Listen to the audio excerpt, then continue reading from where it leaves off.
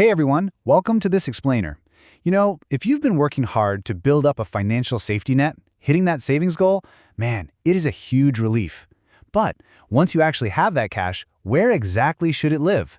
Well, today we're going to explore what's called the 10-20-70 rule. And honestly, it's going to completely change the way you structure your liquid wealth. Let's get right into it. Okay, I want you to picture this scenario. Imagine it's 2 a.m. You're suddenly faced with an emergency. Maybe it's an unexpected medical bill or, a major unavoidable car repair right when you desperately need to be on the road. Now, you take a deep breath because, hey, you know you've saved the money. But then the panic sets in. You realize that while you technically have the funds, you literally can't get to them in the middle of the night. Or on the flip side, and this might actually be worse, you realize your hard-earned savings have just been sitting in a traditional bank account for years, barely earning enough interest to buy you a cup of coffee. We need to solve both of these problems today. Because, look, before you even think about jumping into the stock market or exploring complex investments, you absolutely have to sort out your personal financial foundation. If your foundation is shaky, you're starting your financial journey on entirely the wrong foot. The very first building block you need is your emergency fund. We call this your peace of mind number. It's that specific amount of cash that simply lets you sleep soundly at night knowing you're insulated from life's unpredictable shocks. But here's the thing, the strategy doesn't end the moment you hit that savings goal. In fact, that's exactly where the true strategy begins. Okay, let's dive into this. Section 1, the traditional bank trap. It's a critical misstep. So you've saved up your peace of mind number and you just leave it sitting in a basic bank account. It feels super safe, right? But the reality is leaving 100% of your savings in a traditional bank is a massive mistake. Why? Because of inflation. Inflation acts as this silent thief. If your money is sitting in an account earning next to 0%, inflation is slowly but surely eating away at your purchasing power.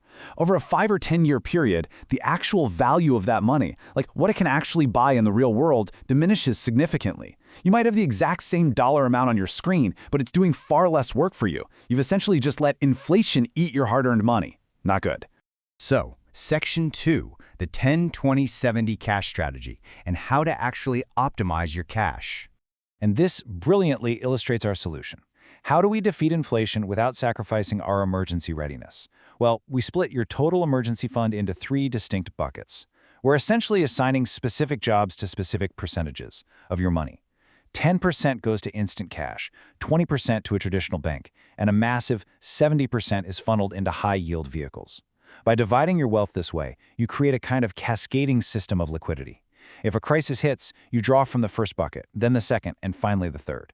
Let's break down exactly what each of these slices means for you.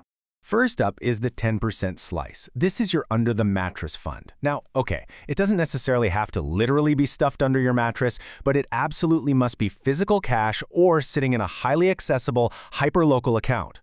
Why? Because you need to be able to grab it at an ATM in seconds during a true crisis. Think back to that 2 a.m. scenario we talked about. If the banking systems are down or it's a weekend or a holiday, this 10% is your immediate, no questions asked lifeline. It basically ensures you're never totally cut off from your resources. Next up is the 20%. This portion is your 24-hour buffer. This money stays right in your regular traditional bank account. Because look, traditional banks are absolutely great for one specific thing, and that's immediate access. This 20% is linked directly to your debit card for those immediate, everyday emergencies. It's the cash you use to quickly cover a sudden towing fee, an unexpected urgent care copay, or maybe a last-minute flight. It gives you incredible flexibility and, crucially, it buys you the time you need to access the rest of your funds if the emergency ends up being larger than expected. Finally, we reach the biggest piece of the pie, the 70%. This is the high-yield engine of your emergency strategy. The remaining 70% belongs in high-yield vehicles. We're talking about things like high-yield savings accounts or highly secure, low-risk vehicles like liquid mutual funds or arbitrage funds. These are specifically designed to be stable, keeping your money safely outside the traditional, low-interest banking system while generating real returns that actively fight off those effects of inflation we talked about earlier. And the beauty of this is, by the time you've exhausted your 10% cash and your 20% buffer in a major crisis, this 70% will have had the necessary time to transfer safely back to your main account. Let's move to Section 3 and see how this builds. High yield versus traditional banks, and where you should really park that cash. Now, what's really interesting about this comparison is understanding where your money truly deserves to be. On one side, traditional banks offer immediate access, which is exactly why we keep that 20% buffer there. But it comes at the steep cost of incredibly low interest. On the other side, high-yield options give you great returns without taking on high risk. And crucially, they generally allow access to your cash within 24 business hours.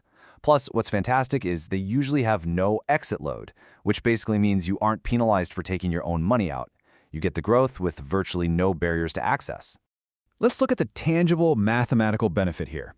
Depending on the current economic environment and the specific high-yield vehicle you choose, you can often earn anywhere from 4 to 5% or even 5 to 7% returns on that massive 70% chunk of your savings.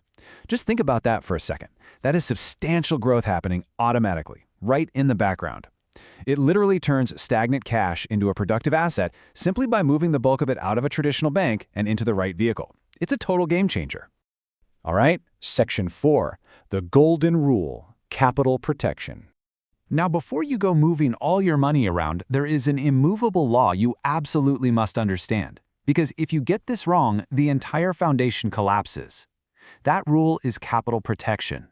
It's the absolute guarantee that if you deposit $5,000 into an account, you need to be 100% sure that exactly $5,000 is still sitting right there when you are in a complete panic.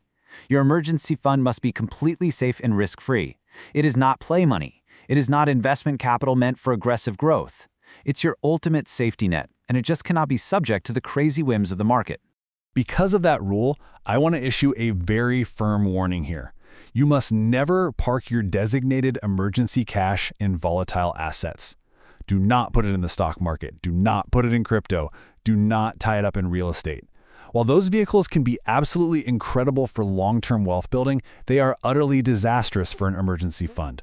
They violate the rule of capital protection because their value fluctuates wildly, and they often violate the rule of liquidity because they can take days, weeks, or even months to sell and actually convert to usable cash. So the crucial point is this: investing your emergency money in the stock market is a fatal mistake. And why is it fatal? Well, because life has a really cruel sense of irony. The exact moment you lose your job and desperately need that cash might be the exact same week the stock market crashes by 20%.